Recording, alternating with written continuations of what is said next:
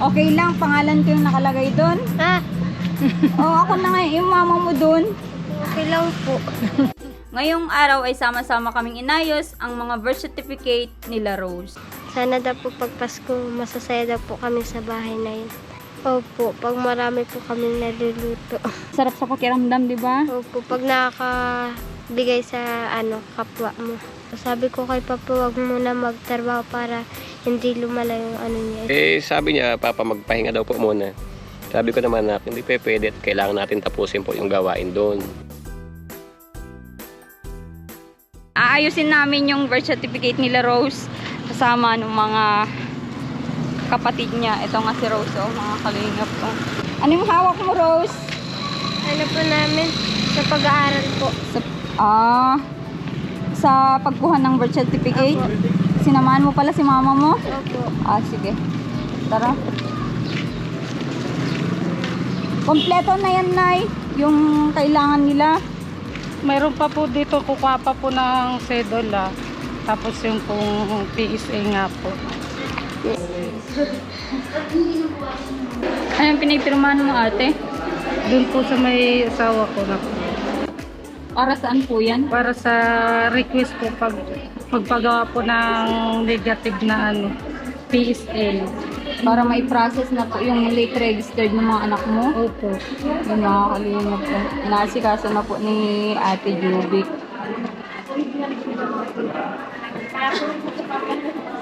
Sinamahan siya ni Rose. Wala kang pasok ngayon na Rose? Wala po. Wala kang pasok. Bakit daw? Nagulang po kanina, pero po mamayang kapon meron. May pasok kayo mamaya hapon. Okay. Pasok ka ha. Baka si mama mo lang nagpapa-absent sa'yo. Hindi po. Nagulan po kasi kanina. Sabi ni mama mo wala kayong pasok. Opo.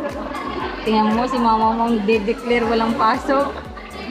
Wala pong pasok kanina. Tapos nung pinunta po kami, may group chat po kasi sa ngayon pong hapon may pasok sila. Sinabi naman po sa iyo.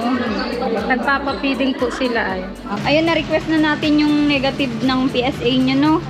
Before dun, after ng pagbigay nila ng PSA ay maayos na natin yung birth certificate nyo. Opo.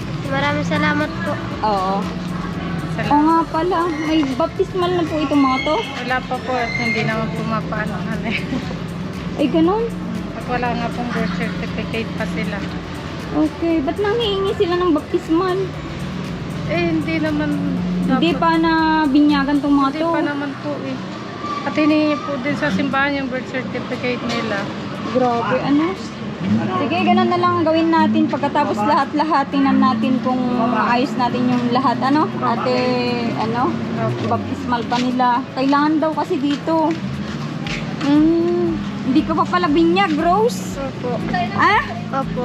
Ay, grabe naman si Nanay Jovelyn, Matindi. Mga bugos yung mga anak. Diyos ko po. Pero okay na yan.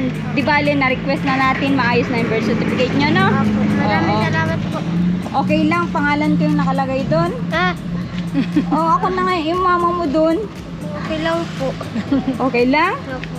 Di ako ng mami mo.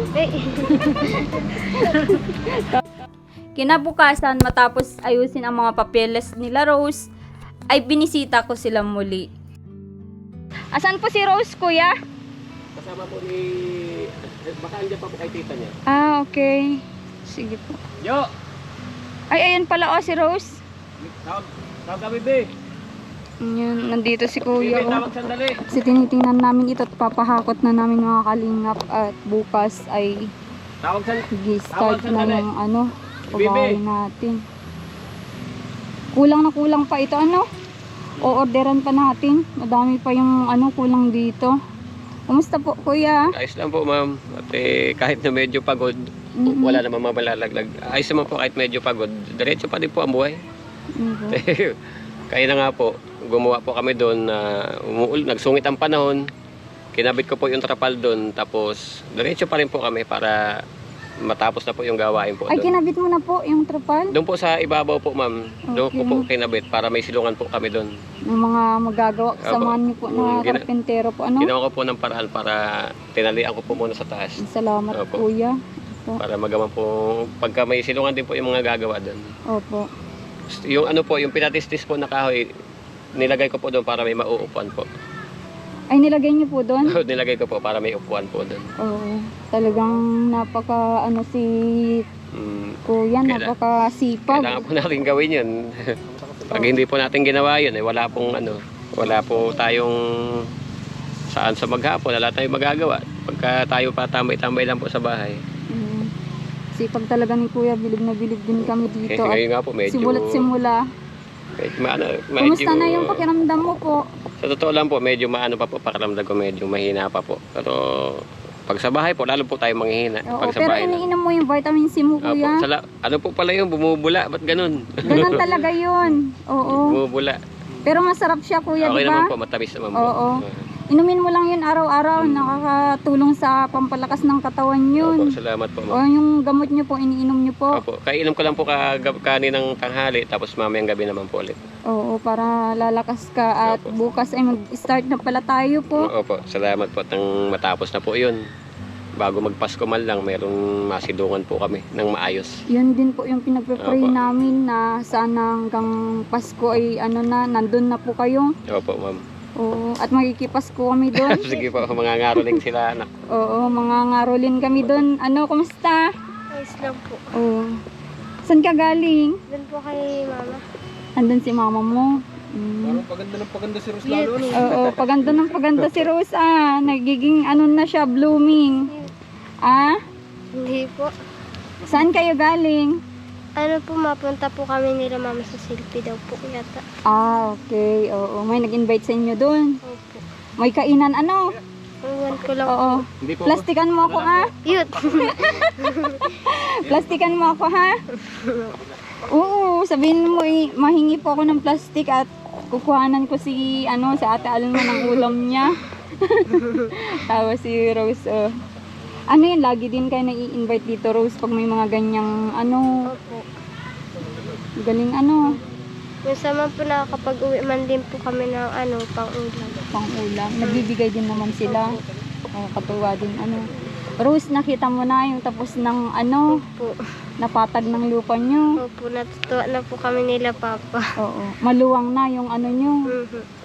Para sa iyo ba, Rose, yung napatag nila papa mo, maluwang na yun para sa bahay nyo? Opo. Ano yung ini-imagine mo sa magiging bahay nyo, Rose? Malaki po, tas kung maganda. Oo. Maganda yan. At ano naman yung mga sinasabi nila mama at papa mo at yun nga, tuloy-tuloy na. Yung blessing. Yung malaking blessing sa inyo. Ano daw po ay, sana daw po pag Pasko, masasaya daw po kami sa bahay na yun. Oo. Basta, Rose, kasi wala naman sa yun, sa tinitirhan. Mhm. Kapag masaya yung pamilya nyo, 'di ba? Opo. Pero dagdag na lang yun sa kasihan. Syempre kung maayos yung tirahan mo, Mhm. magiging masaya talaga yung pamilya nyo, lalo kayong magkakapatid. Opo. Matutuwa po talaga kami nila pag natapos na po yun. Maraming salamat po. Oo. At alam mo ba, Rose, plano kong magpabigay sa mga bata na musmus, yung mga batang maliliit sa kalsada sa Pasko, at gusto kitang isama Mhm. para ma-experience mo din mag-share ng blessing sa mga kagaya nyo. Syempre, Opo. naranasan mo na bang mag-share sa kapwa-tao, Rose? Hindi po po. Hindi pa. Opo. Yung ibig kong sabihin, kahit konting lang, pagkain or ulam, nakapag-share na kayo sa ibang tao. Opo. Pag marami po kami naluluto. Oh, okay. Oo, masarap sa pakiramdam, di ba? Opo. Pag nakakabigay sa kapwa mo. Oo. Yun yung gusto kong gawin sa Pasko at gusto kong samahan mo ako, Opo. Madami bang kabataan dito na pwedeng abutan ng regalo? Opo. Oo. Ano yung na isip mong pwedeng i-share natin, Rose? Sige, hingi ako ng opinion sa'yo. Ano kayang pwede? Wala akong maisip. Wala kang maisip. Toys, ganun, damit. Mhm. Pwede naman po. Oo. Tapos samahan mo akong magbalot, di ba? Opo. Masaya yun. Yun nga pala, Rose, ayaw mo ba talaga sumama sa amin sa daet para mamasyal? Yung mga kapatid ko po kasi ay. Iniisip mo, ano? Grabe si Rose, mga kalingap. Pero okay din naman na ikaw lang yung masama tapos bilan mo sila ng pasalubong. Opo. Okay lang yun? Tatanungin ka po si mama kung payag din po siya. Oo. Yan, nakadepende din kay mama niya, mga kalingap, kay nanay niya. Kung papayag nga. Oo. Sa ano ba, sa Monday may pasok kayo? Wala po. Isang linggo po kami walang pasok. Ano daw meron, Rose? Sige nga. Magbubutahan daw po tsaka magundas yata daw po. Oo, ang galing naman ni Rose, mga kalingap. Oh. Magbobotohan. May kapitan ka na. Wala po po. Magboboto ka ba? Opo. Magboboto ka? Hindi pa pwede, Rose, kasi 10 years old ka pa Hindi lang. po si mama po. Oo, sila mama mo.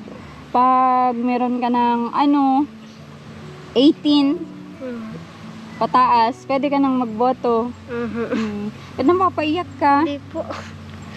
May nararamdaman ka ba? Wala po. Si papa mo, kumusta naman yung pakiramdam niya? Ayun po, medyo may karamdaman pa po. Kasi kapanahonan ngayon ang may sakit, diba? Opo. Ano ba naman yung yung sinasabi mo sa kanila kung may nararamdaman sila, inaalagaan mo din ba sila? Opo, sabi ko kay Papa, wag muna magtrabaho para hindi lumala yung niya. Sabi niya daw po mas lalala pag nasa bahay lang.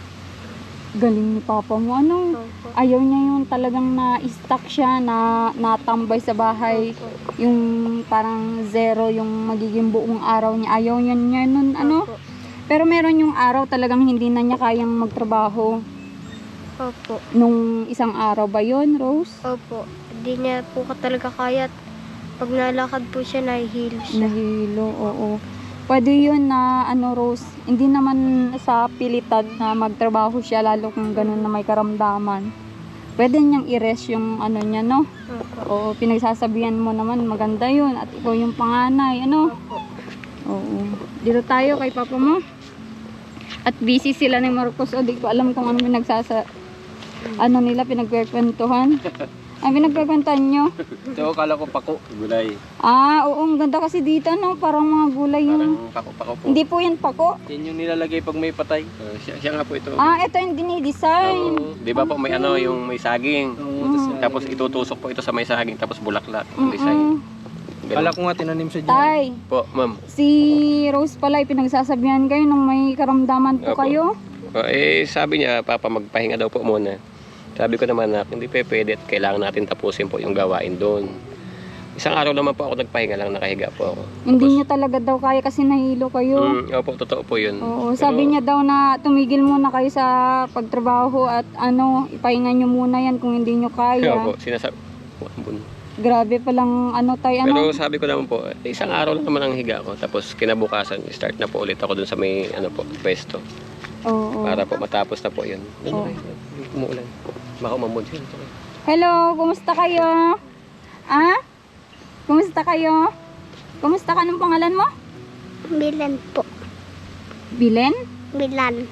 Eto pala si Milan. Sige na, dun at maambon. Sige na doon at mga ambon. Ayan, ibigay ko ngayon tayo yung pasahod mo sa mga kasamahan mo at syempre bigyan kita ng pang-ulam nyo po. Para may pampalakas ka naman. Kailangan ka natin maging malakas. Oo. Start na bukas. Opo, O, boss. kailangan mo maging malakas, natin yan. kuya, at Kaya alam, boss, ala po ba kayo drum sa may gawin niyo po? Ha? Lagayin po ng tubig, istakan po. drum. Opo, yun po ang kailangan po natin. Matingin kami, kuya, ng drum, Kahit po yung mga luma na po. Oo, para Para po meron tayong magamit. Oo. Yung kasama po, nag-whole day pala bukas, kahapon po. Opo, ma'am. Dalawa yun. Opo. Tapos yung isa half day lang po. Yung isa half day Opo, lang. ma'am. Ito. Tapos ibigay mo na din po yung Sige po, mga ma'am. sakasapan nyo. Thank you po, ma'am. Oo. Boss, Bili sige ka po. ng ng pangtinola, ganun. Sige. Para lumakas ka. Oo, para lumakas ka. Hindi, Thank you seryoso po, kasi kuya, kasi importante yung nakakain din ng tao para lumakas yung resistensya. Kasi kung hindi masustansya yung nakakain din minsan, ay dun humihina yung resistensya natin. Opo, ma'am. Opo, Uy, baba ito eh. ayan. Salamat po ulit, boss, ma'am. Oo. Thank you. Ipag-pray natin tayo na tuloy na bukas. Ano, Sana po. nakausap niya na din po yung karpintero Si Kuya Dani po, sinabi naman po, sisimulan na daw po yun. bukas. Opo, ma'am. Anong una ba pag layout po yun, mag-layout po muna, maghuhukay po para doon sa lalagyan po ng ng semento po. Oo. Para Unahin daw tapos- yung bubong para ano. Oo, unahin natin yung bubong. Opo. Kasama din ako doon, gagawa din ako. Oo, para tayo tipid. Mas lalong sisipagan po pag kami tao po doon kagaya ninyo. Ah, grabe naman si Kuya. Mas lalong magsisipag yun. Oo, kasi oo. Salamat po Kuya sa Salamat din kasipagan po. mo at Ay, aanihin mo din po yung kasipagan mo. Huwag kang mag-alala at may sorpresa kami para sa kinabukasan ng mga anak nyo at sa inyo din po. salamat din po sa inyo, ma'am, tsaka sir. Salamat din po sa inyo. Oo. Sa binibigay niyo pong tulong po sa amin, hindi po kayo nagsasawang tumulong sa amin kahit ganito po ang kalagay namin. Salamat po talaga ng Oo, marami. Kuya. Opo. Pag hindi ganyan yung kalagayan nyo, hindi po kami tutulong. Kaya nga. Siyempre, kung mayaman yung hindi mo po namin tutulungan. Ang deserve na tulungan yung kagaya nyo. Opo, ma'am. Opo, kaya pray lang po Hindi po at ako- tulong-tulong tayo, magpakasipag. Yun lang naman po yung importante para sa mga anak nyo din Opo, po. ma'am. Hindi pa ako nagsasawang manalangin po sa Panginoon. Kahit dati pa po, ma'am. Ano naman po yung pinag-uusapan nyo ng misis nyo po tungkol dun sa lugar nyo na yon, yung pinagtirikan ng bahay? Ayun nga po, sabi po nung misis ko na magiging tahimik na po kami dito. Wala na pong mga tao kung ano-ano mga sinasabi. Tayo po, sabi ko sa misis ko, siguro pinagkaloob sa atin ng Panginoon na lumagay po tayo sa taas para hindi na po tayo ng mga ibang tao dyan. Kasi mahirap naman po po sa mga ibang tao na siyempre may mga mapanghusga po. Ganun po. Laging sinisilip yung buhay Kaya nyo po yung po, buhay namin. Pero yung buhay naman po nila, hindi po nila inaano. Nagulat pa ako sa sinabi ni Kuya na sabi niya ay gusto na nilang malagay sa sa tahimik. Akala ko yun yung sabi niya sa taas pala yung sinasabi niya. Ayun mga kalingap at masaya tayo kasi si Kuya pinapakita niyo kasipagan. Bilib po talaga kami sa kanya. Bilib na bilib kami mag-asawa kasi kahit may sakit ay pursigidong matapos yung tinatapos po nilang pagpapatag ng lupa. Ayan. At subaybayan niyo po yung unang pagpapanday sa kanilang bahay at yung magiging itsura ng bahay po nila. At ayan, ipagpanalangin natin na maganda yung panahon para tuloy-tuloy. Opo, para maging maayos yung paggawa ng mga semento. Sige Kuya, at dito ko muna tapos na aking vlog. Kuya, paalam ka. Maraming salamat po sa mga tawag dito? Nanonood. Po sa mga viewers po at saka sponsor po. Thank you po ng marami. Ingat po palagi. Si Rose. Maraming salamat po sa nanonood po sa amin. Maraming salamat po sa nag-sponsor. Nautal na si Rose ay. Hindi, okay. Maraming salamat po. Okay.